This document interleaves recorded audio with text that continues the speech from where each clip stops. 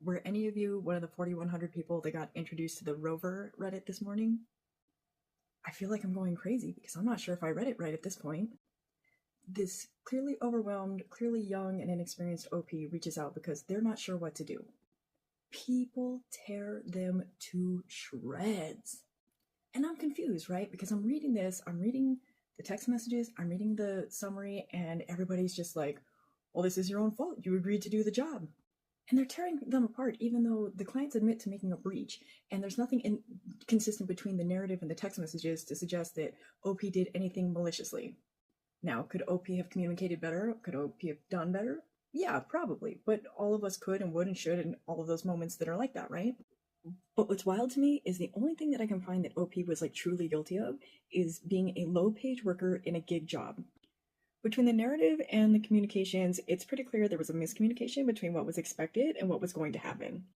Apparently, OP was told that she needs to do 3 walks a day, although the last sitter didn't have to do it, so that was fine.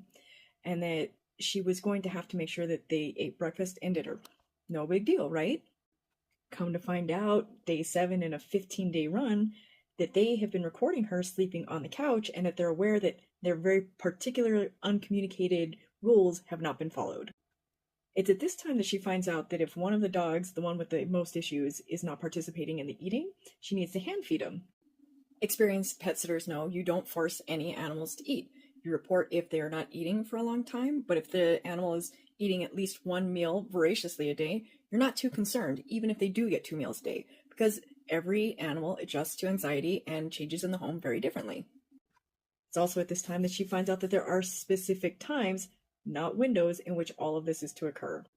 And let's bear in mind that these time slots didn't even take effect on the first day when they asked her to arrive late.